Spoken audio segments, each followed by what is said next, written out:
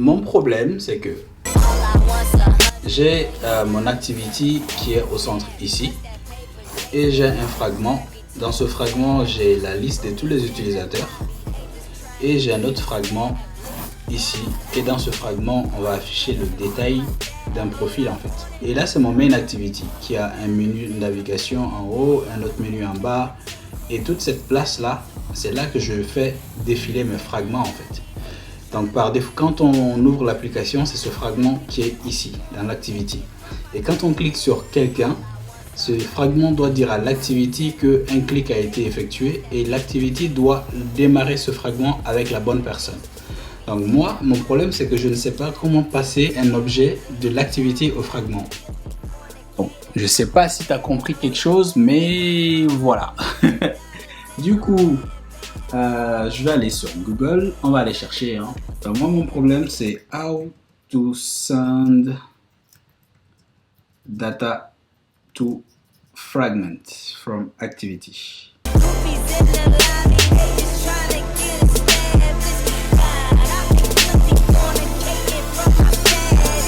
Dans mon fragment, j'ai créé un companion object. Ici, j'ai juste une clé qui va me permettre de récupérer mon objet. C'est juste une constante ici si tu veux.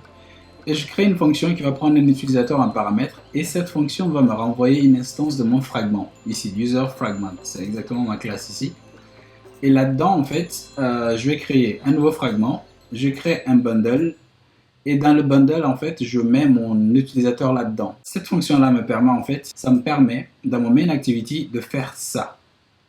Val user fragment, il reçoit userFragment.new instance de l'utilisateur qu'on a reçu ici. Et dans mon user fragment, dans son onCreate maintenant, je peux récupérer l'utilisateur que j'ai mis dans le bundle. Donc je fais juste je vérifie bien sûr si l'argument est nul. Si l'argument est nul, ça veut dire que l'utilisateur sur lequel on a cliqué est nul. Donc ça ne marchera pas.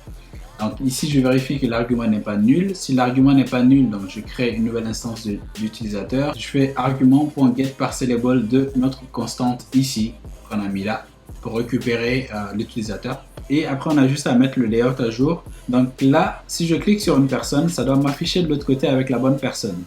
Par exemple, si je clique sur Kumba, ça me l'affiche ici, avec le nom et son âge. Donc pour te montrer que ça marche bien, si je clique sur Elodie, ça m'affiche Elodie ici. Donc le truc qui marche bien. Maintenant, ce que je vais faire, c'est afficher la description du profil de la personne.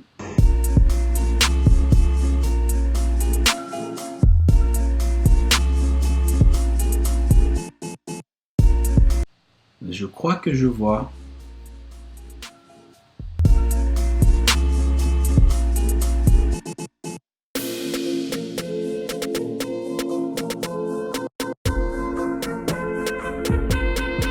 Translation view.getHeight.alpha, c'est quoi ça? Je pense qu'il va me falloir un peu de temps pour réfléchir sur le truc là. Ah, maintenant je sais comment utiliser les bottom sheets. Là tu as vu, je peux cacher et afficher cette partie. Tu as vu là, je l'ai complètement caché. Et on peut imaginer que si je clique sur ma photo là, genre je fais expand et ça m'affiche la description. Je pense qu'on va utiliser ça comme fonctionnement. J'ai tellement galéré pour faire ça que ouais, je pense que je vais noter ça pour ne jamais l'oublier.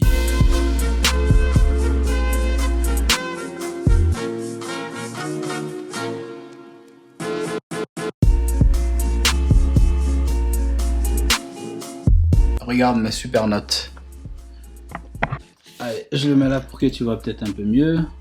Voilà ma super note, comment créer un bottom sheet. Du coup, si j'ai besoin de le refaire, je saurai comment le faire.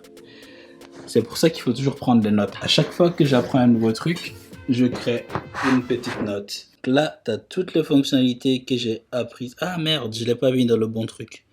Bon, je vais juste le glisser et là... Ah non, c'est pas comme ça que je fais. Comment je fais? Modifier. Je le prends et je l'amène dans ce cours-là, Kotlin sur Android. Si je fais terminer, je viens sur Kotlin sur Android et j'ai mon bottom sheet juste ici. Tac, tac, tac. Tu vois, je prends avec les photos et je peux même annoter les photos. Donc ça, c'est vraiment puissant sur l'application. Ça te permet vraiment de te rappeler, de prendre des notes précises, quoi. Donc là, j'ai tous les items, les trucs que j'ai appris, je les note ici. Comme ça, dès que j'en ai besoin, je sais où les piocher.